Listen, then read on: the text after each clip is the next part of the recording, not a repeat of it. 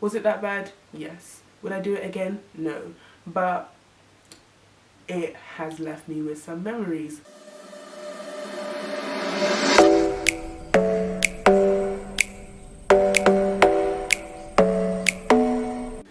Hello wonderful people, it's me Angie. I hope you're having an amazing day wherever you are. This video is, as you can tell by the title, obviously on what I've learned in 2020, what I'm bringing with me to 2021. It's the 1st of January, so happy new year to everyone. I hope that this year is better than 2020 was for you.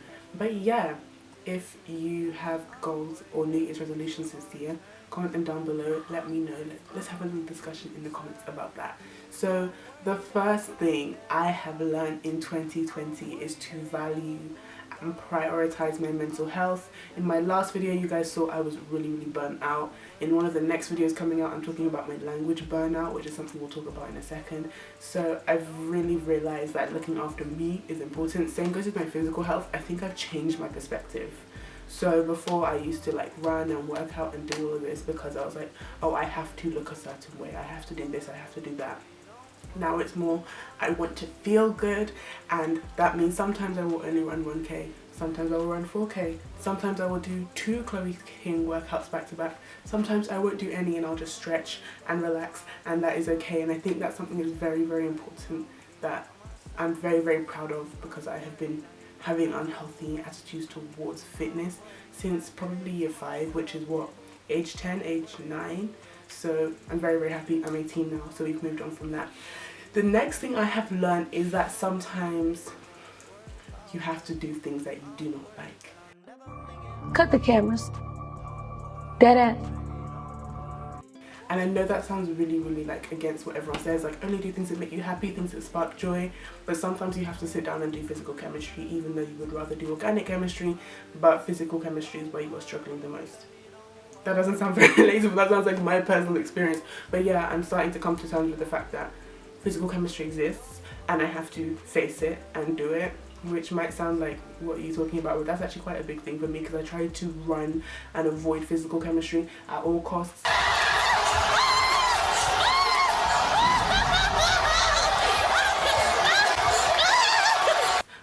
I'm not a big fan of physical chemistry, and I really want to change that.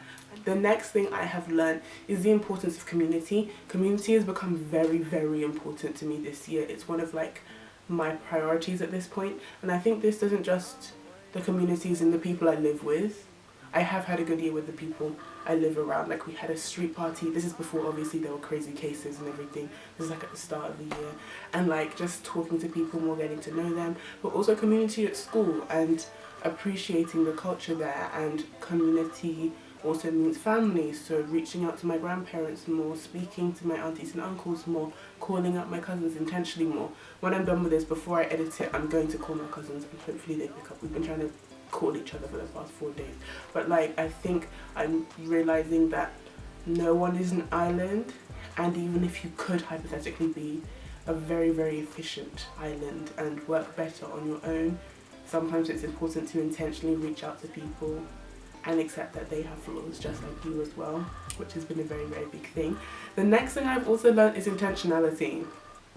Intentionally reaching out to people, putting it in my calendar, putting it in my to-do list. I already planned who I want to call tomorrow, my grandma, my friend Sarah, like different people, because it's really important that you keep an eye on people as well, because you don't owe anyone anything, but it's a nice thing to do. So that's definitely something I have also learned this year.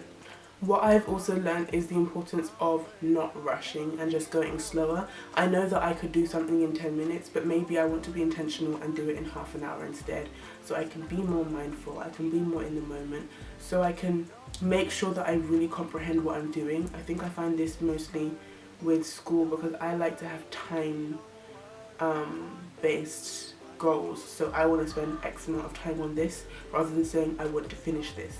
And if I finish early, that's fine, I'm done. If I finish late, that's fine, I'm done. And that's something I've been switching to. I'm going to do a video on that in a minute, because that's a really important thing. I think I mentioned it in like my earlier videos back in 2017, but that is how to maximize your productivity by choosing either input or output based goals when you're studying and sticking to one of them. but I digress.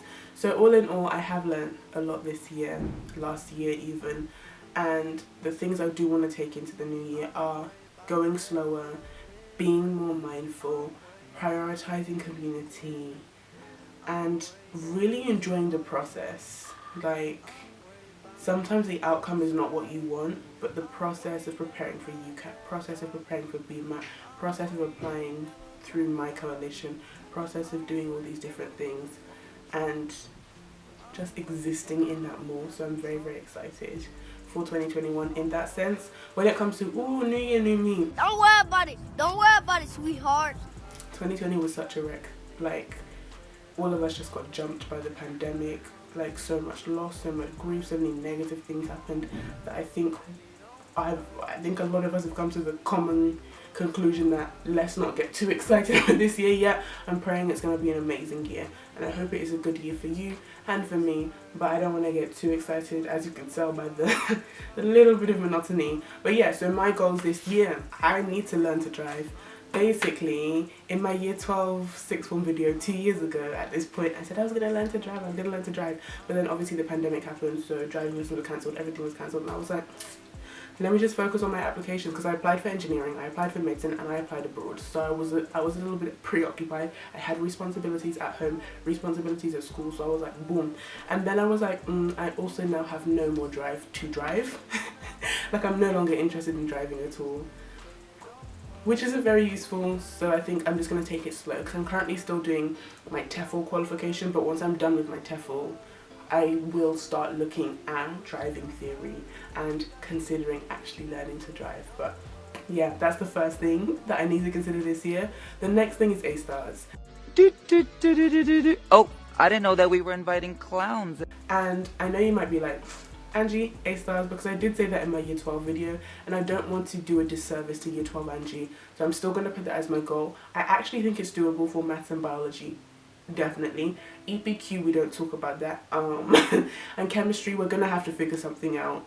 So over the next few days, I'm gonna like email my teachers, make a plan, because mocks were an absolute flop. I definitely want to aim high and not sell myself short, even though it's been a very, very rough term. And it is my last semester of high school, so I wanna, you know, try and end it with a bang. So out of the 7 years, 3 years in, I was over it.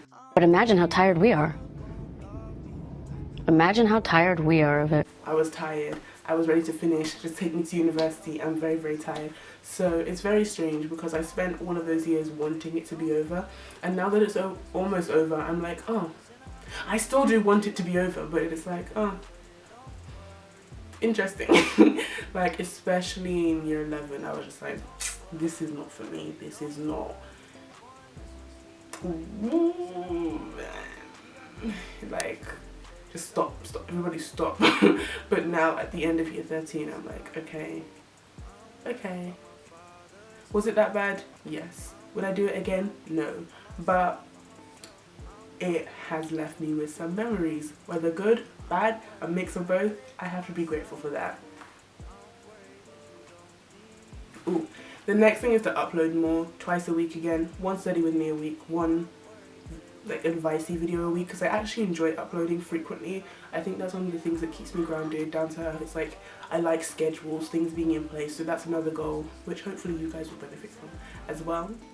I also really want to increase my focus this year. I lost focus, I got off track, I got a bit sidelined and just distracted at the end of 2020. So new year, new me. 66 days is how long it takes to create a habit. So the next 66 days, we're going to try our absolute best to just focus on what I'm doing and not constantly be thinking, I have to email this, I have to deal with MedSoc, I have to plan this event, I have to do this, I have to do that, I have to send off a loci. Okay, I need to send it off tomorrow morning actually. But anyway, you see what just happened? I got sidetracked. So I want to work on focus. The next two things I want to do are relax and compare myself to other people less. I really suffer with imposter syndrome all the time with everything. I think it's probably been amplified by my Korean video, funnily enough. That's my most popular video on the channel, and I just got so many comments that were just bolstering the imposter syndrome. I think I do get that a lot of the time for loads of different reasons, but this is not a therapy session. This is just a chit chat video on goals, and honestly, I need to remind myself that I do deserve to be in the spaces in which I take up, and that is very, very difficult to do sometimes, because I'm like, this person is more impressive than me, that person is more impressive than me, but yeah, so compare myself to others less and relax less. I learned how to relax this year, which might sound very strange, but I'm just like, what is the point? Like, I could be doing something more productive. Even when I'm meditating, that is a productive thing for me. That is not just because I feel like it. Everything has to be planned, everything has to be structured, everything has to make sense and needs to be logical. If it's not logical, then why are we doing it? This is my mentality. But I've had some time where it's been like, okay, watch something on Netflix, not Netflix explained, not a medical documentary, just watch it for the sake of it. I have intentionally binged a lot of shows this year to try and force myself to do absolutely nothing, not writing down the vocabulary from the K-drama into my vocabulary, not doing anything at all, and I think that's been really important. Like, even today, what did I do? I woke up really late. This is probably the latest I've ever woken up. I ate, I went back to bed, I woke up, I ate, had a shower, came to film this, gonna call my cousins, go back to bed in a second after I eat some more. Like, today's been a very, very lazy day, and I've had to have intentionally lazy days, because without good there can be no bad. Without lazy days, productive days will be less, and that's something I've had to appreciate myself. But yeah, my camera cut off and I didn't notice, so let me wrap up this video from here as Editing Angie. As always, make sure you wonderful people smile, subscribe, study hard, slay hard, comment below to say hello, give this video a big thumbs up, share it if you care, and I will see you again very, very soon. Bye.